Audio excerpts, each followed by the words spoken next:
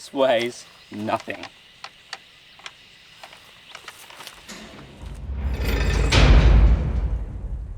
G'day, it's Woody and we're back on the range with a very special gun for review today, and that is the new Weatherby Model 307 CT in 6.5 Creedmoor, of course.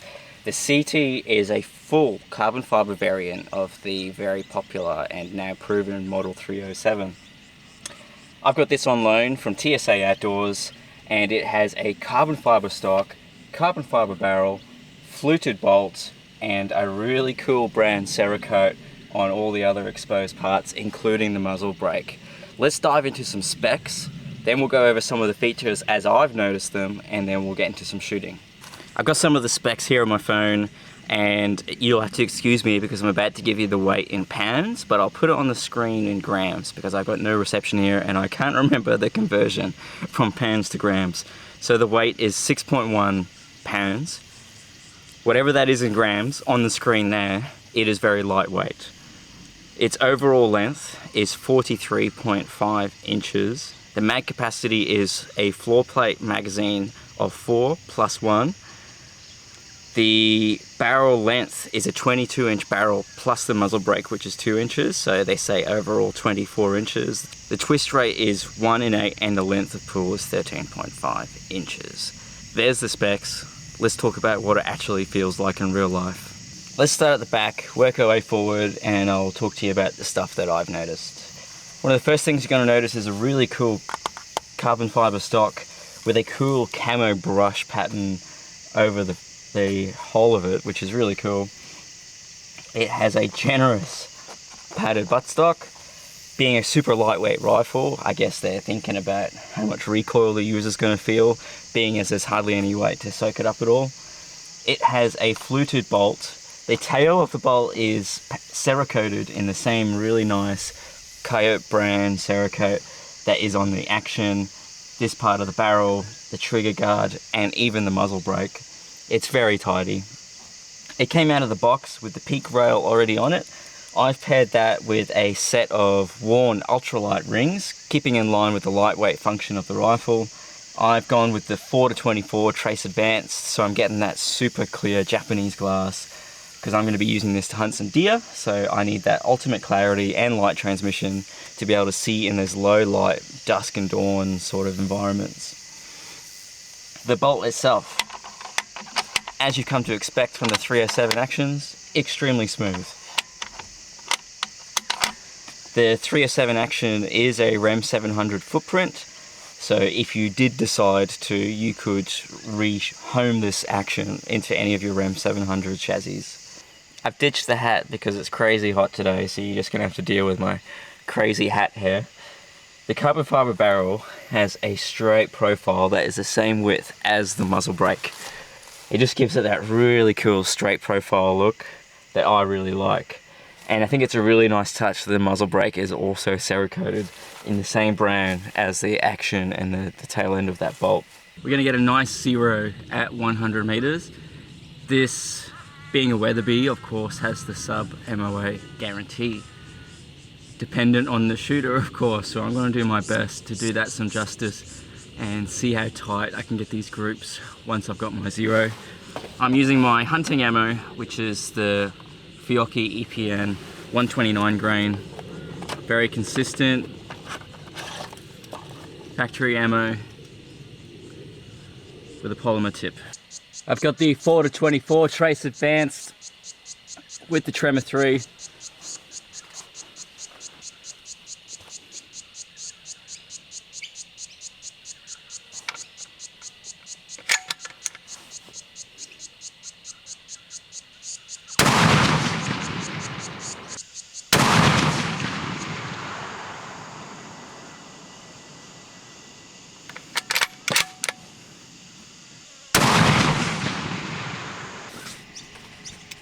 Almost there, a couple of clicks to go.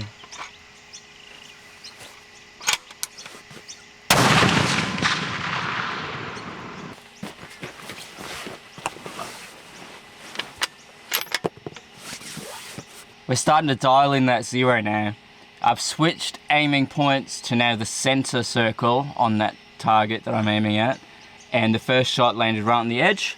So I'm going to fire 2 more shots, and that's going to give me a 3-shot group, and they'll tell me if I need to make any more adjustments or if that's going to be my 0, and then I can start really tightening up the groups and getting to know this gun.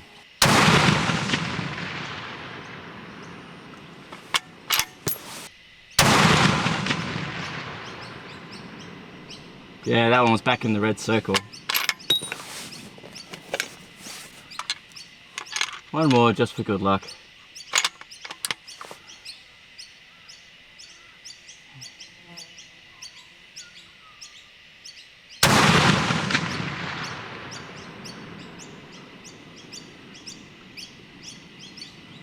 Yeah. I'm gonna call that 0. I don't really want to change that. It's all dancing around the same sort of point, except for that one that went right. So now, on the ZeroTech Trace Advanced, I can not only slip my turret, my elevation turret back around to 0, I can actually set 0 as a stop. So if I wind all the way down, it stops at my 0. So I'm going to go through that process now. Okay, so first step is going to be to loosen the 3 grub screws on the turret, and this will allow me not only to slip the turret back around to 0, but I actually want to remove it so I can access that stop plate. I'm obviously being careful at this point not to move the turret and adjust my elevation accidentally. There we go. So this orange circular plate that's been revealed now is my 0 stop plate. I can now loosen the 3 screws that are on this and turn it to my stopped position. That way when I, in a hurry, put my turret all the way back to 0, it stops at 0. Again, I am being careful to not actually make any adjustments on the turret. There we go. So you see those 2 pins are touching. That'll be my 0 stop. These are very little screws, so we need to be careful not to over tighten these. I then put my turret back on. Don't force it. If it's not slipping on, it means the alignment's not right. So just gently find your alignment, and it just ever so nicely slides over. And I'll tighten one of these screws just so it's touching, and then I'll do the same thing with the other 2 screws. And then I'm going to make sure that I look from behind the gun, make sure my center line is lined up with my 0 in fact, and then just a very gentle nip. That's it. Stops at 0 every time. Very crispy. With the 0 stop now set on the Trace Advanced, I am now going to change aim points, and I am going to try and shoot a tight little group. I'm going to try and get that sub MOA that's guaranteed with the Weatherby rifles. Here's to good fundamentals, and hopefully I do this rifle some justice. Let's go. Whew, it is a hot day on the range, so excuse my sweaty demeanor, but I just brought you up to the target to show you the impacts in the groups that I've been getting. So I'm going to turn the camera around and show you how we did. This was when I was zeroing, so I was aiming top left for my 0, and you can see there and there I put 2 shots just to confirm that that's where I was definitely impacting, and then I just walked it up. I think I went 6 clicks up here, and I went, like 3 clicks again. I'm like, okay, this is getting close. So then brought it down here. Oh, yep, a bit right, which is, makes sense to here. So I just went a couple of clicks right, hit there, I think. And then I went, oh, okay, I think I might have been up on that one. So then I just fired 3, dun, dun, dun. So I'm like, yep, that's, if I average out those 3 shots, there, it's in the middle on that red there. This is then where I try to find my tightest group to see if I myself am sub MOA as a shooter to match the abilities of the gun. And that is 3 shots together there. that's one there. Even including that one that's a little bit, I don't know if you'd even call that a flyer because it's half a finger width away. Even if you include that, that's sub MOA, you know, these are 1 inch squares. 2 overlapping and the third one touching in that tiny little group. That is a fingernail group. So yes, very tight, very accurate. Just for an added bit of fun, now that I've got a pretty crisp zero at 100 meters, I am going to use the Creedmoor rule. I'm not actually going to use any ballistic data. The Creedmoor rule is that from 0 to 200 meters on a 6.5 Creedmoor, your zero is going to be 0. Your elevation adjustment is going to be 0. And then your elevation is going to be, adjustment is going to be 1 mil per 100 meters after that. I have a steel gong set up at 500 meters, so 300, 400, 500. My elevation adjustment should be, using the Creedmoor rule, 3 mil. So I'm just going to dial straight to 3 mil, fire a shot, and see if I can land on the 500 meter steel.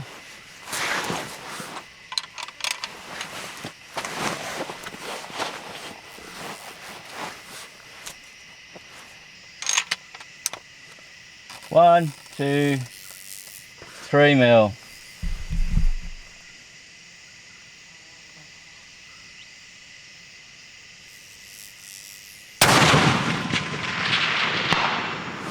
Impact on the first go.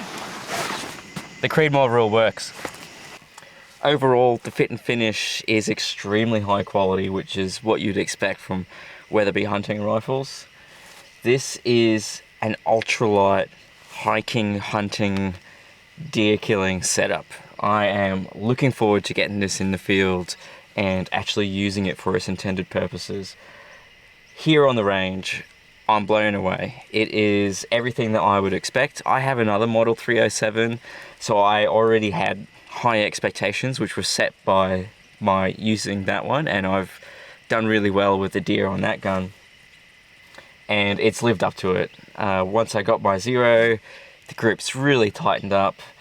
It's loving that Fiocchi EPN in the 6.5 Creedmoor, which is my hunting ammo, so that's the ammo that I'm going to train and practice with, of course. Another thing worth mentioning is the TriggerTech trigger. I'm well used to TriggerTech triggers now on my other Weatherby rifles, and this is no different. It has such a crisp let-off. It is definitely the right trigger choice for this rifle.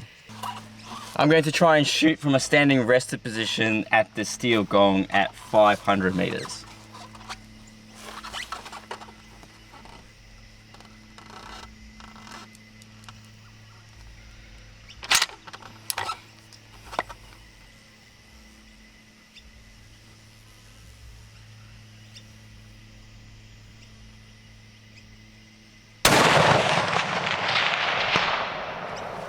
Got him.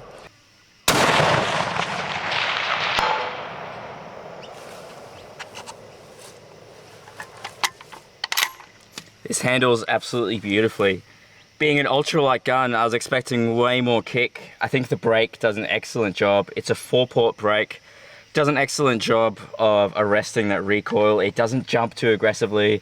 I'm able to bring it back down on target pretty quickly. It's very pleasant to shoot. The Peak 44 stock has 3 sling stud mounts. It's got the rear one, and it's got 2 at the front. I've got the Magpul bipod attached to the very front one. I love that it has 2 at the front, which allows you to have a swivel stud mounted bipod and still have a swivel stud left over for an actual sling. I think that's very well thought out. It is a brushed camo pattern. It has the Peak 44 cushioned buttstock, and it is very nicely finished. Well, we've handled it. We've seen how lightweight it is.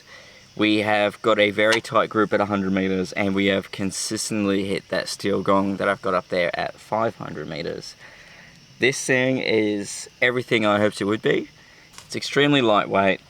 I could carry this thing all day. I balance it on a couple of fingers. It is an absolute pleasure. If you're in the market for an ultralight hunting rifle, definitely consider the Weatherby 307 Alpine CT. 6.5 Creedmoor is my preferred hunting cartridge. Please tell me in the comments what's your preferred hunting cartridge and what game you're chasing with it. I'm primarily chasing deer. What are you chasing? What cartridge do you prefer? Let's have a chat in the comments. Thank you for watching.